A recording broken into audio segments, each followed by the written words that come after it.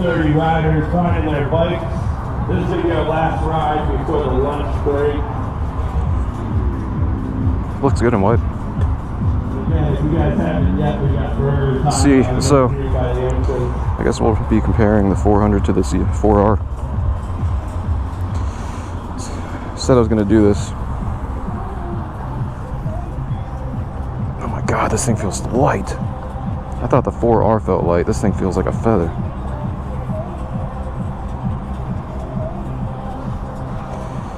Got all my pockets zipped up.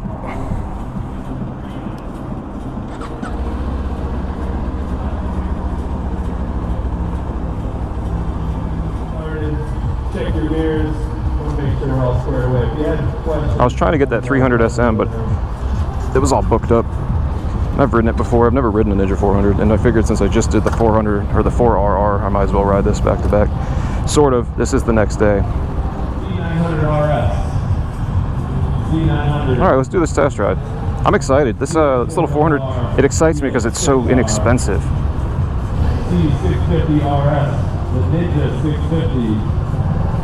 Ninja 400 and the KLR 650.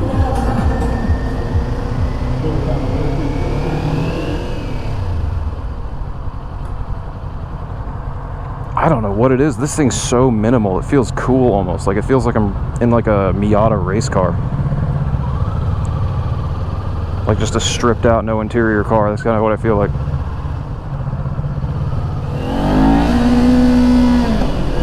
No quick shifter. Gotta remember that. That's why there's one expense that you add to the ZX4RR. You get all that tech. This has an old school analog looking dash, which I like quite a bit. I mean, I never look down at my dash when I'm riding anyway, so I could care less if it's pretty. I just need it to have a gear indicator, fuel gauge, and I'm good. And a RPM range. I like to see my RPMs. But after you get used to any bike, you don't really need to see your RPMs, you can just hear it.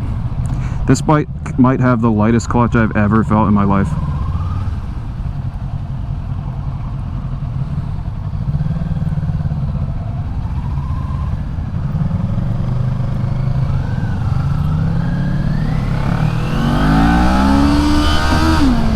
Oof, this thing feels ready to rumble. Oh my god, this dude just slammed the rear brakes in front of me. He almost ate shit in the first 2 seconds of the ride. Oh my god.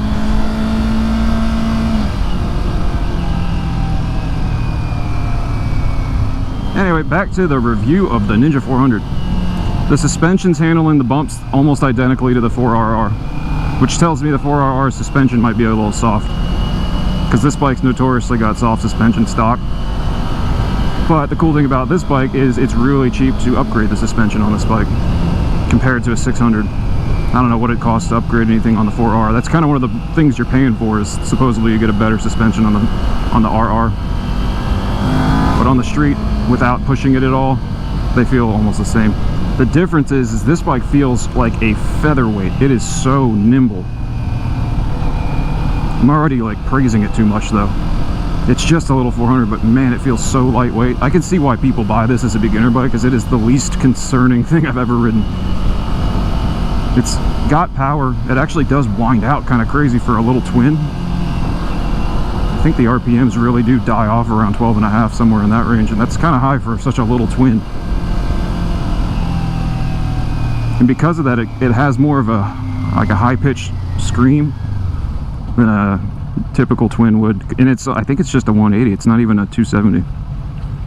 For some reason, I guess having that higher RPM band, it sounds better than a regular 180-degree twin.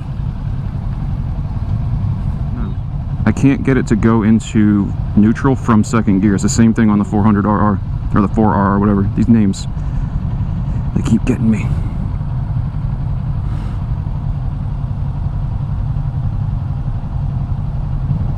I like this little bike, considering how simple it is. It's got a little range, how many miles it's got left on the tank. It's pretty cool. That's a feature I use on my MT10 all the time. My ZX6 doesn't have that, I don't think.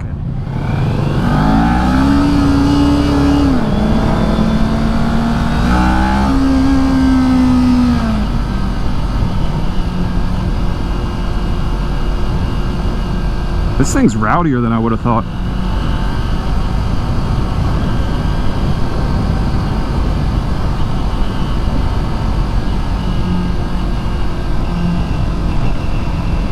city speeds, like from, you know, under 50 miles an hour, this bike feels every bit as fast as that 4RR did.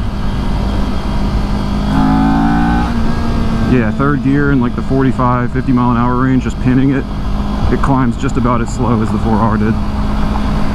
I'm guessing because this test ride they limit us how fast we can go, we're just on these little roads, but I'm guessing that the 4R, obviously it's a 4-cylinder, so all the power that it has, I didn't really get to feel it because I was, you know, we were well below its power band.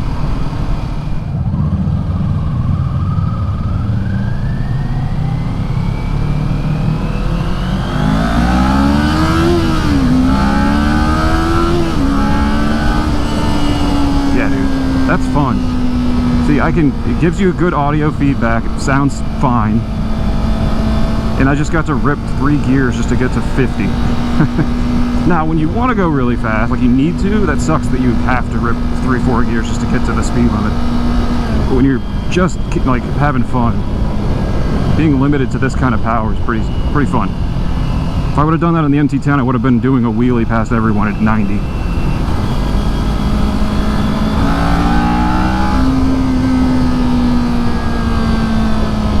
I'm a fan, actually. This bike, I'm starting to love it already. And I've never even been on track or anything with it, but just riding it just 5 minutes, I see why people like this bike. And I would have never guessed that I would have liked this bike. I don't really like slower bikes. I've never found underpowered, I would call, to what I'm used to. I've never found slower bikes exciting.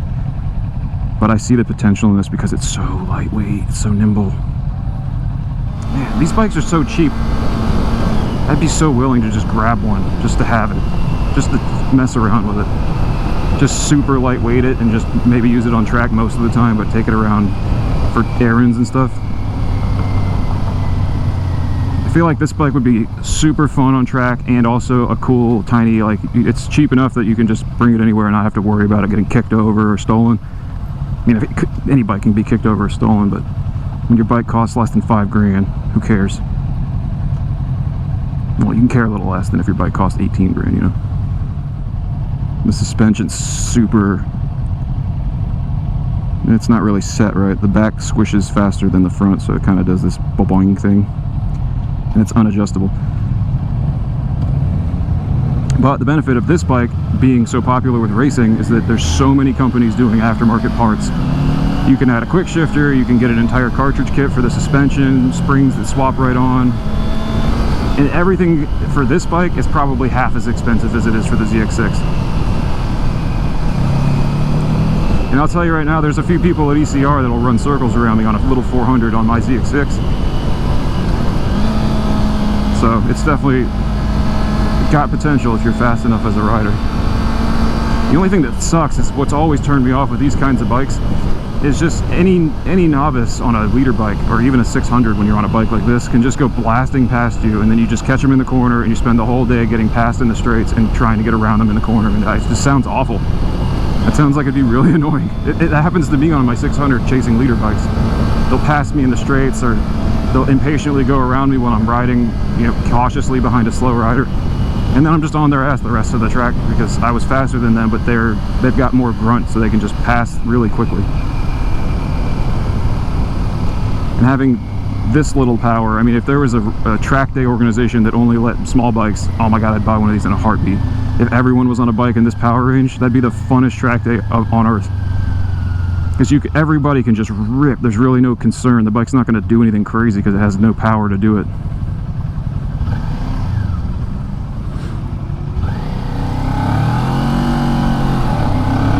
So I left it in third right there and accelerated away. Let's see.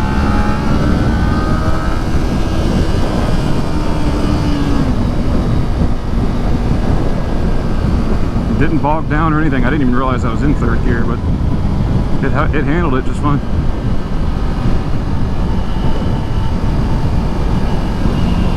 That would have been a great opportunity to put it in first and really feel how it feels trying to catch up to this group. But you don't want to be too much of a goofball when you've got we've got a lead and a follow person that's keeping an eye on everyone. And if you do dumb stuff, they'll kick you off the bikes. That's full throttle, and I'm just catching up to this 650.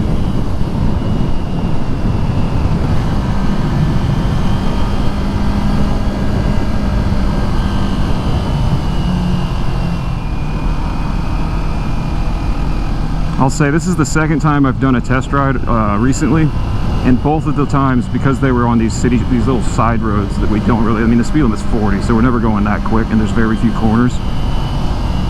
Both times I've enjoyed myself immensely on the slower bikes. I think the last time was the DRZ 400 Supermoto.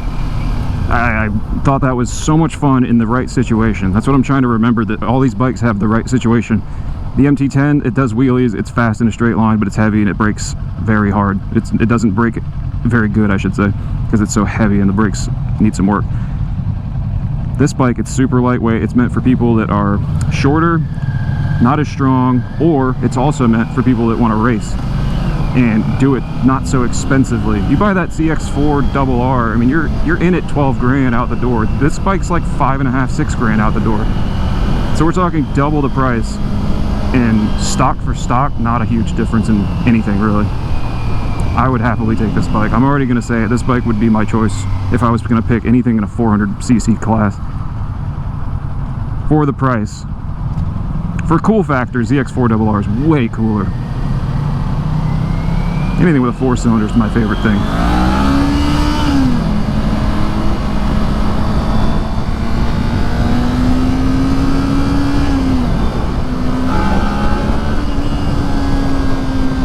This thing's cool. Maybe I'm becoming a small bike guy. Small cheap bike guy, not a small expensive bike guy.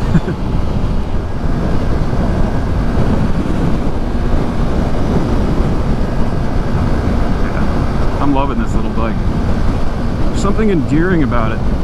You don't have high expectations when the price is this point. With the $12,000 out the door price tag, I mean, that's what I paid for my 600, brand new in 2021.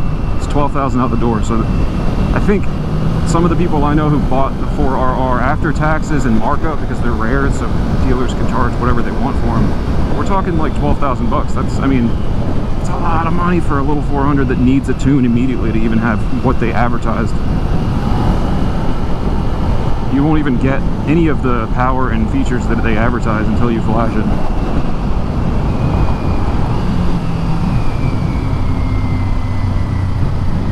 I'm curious what this would feel like with a flash.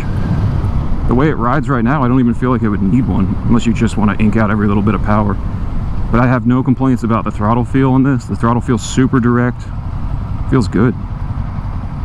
I think it's just because this is an older bike, and the newer bikes have too much Euro 5 crap going on, and it makes them just, I don't know how to say it, just unrideable stock. If you have no experience with bikes that don't have it, you wouldn't notice. I noticed it immediately on the MT10, and as soon as I flashed it and it was all gone, I immediately felt better about the bike. I went from on that, the MT10 was not my favorite bike, and I was kind of like, I should have got the 9. And then I flashed it and I was so much happier.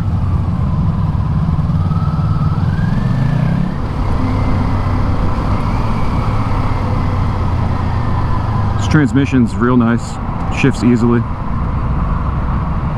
I'm in love with this little thing. As soon as I have a place for it in the garage, this might be my next optional track day bike. But unlike my ZX6, I would keep it street legal so I could bop around on it whenever I wanted.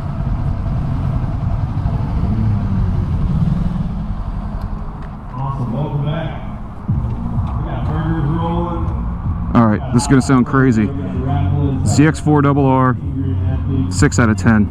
Ninja 400, 9 out of 10. I love this thing. That was more enjoyable than any bike I've test ridden on this route, which is a general street route.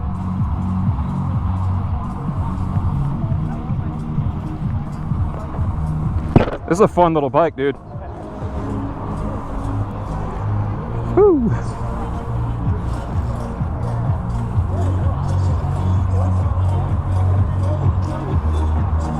I think my buddy's here, Mr. MV Augusta. I think I saw him earlier. He didn't recognize me because I don't think he's ever seen me without a helmet on. That is a gorgeous bike, though. All these bikes are gorgeous. Look at this Fireblade. With the Tochis. The Fireblade's got Tochis. Don't tell Yemi Noob. Instant ban.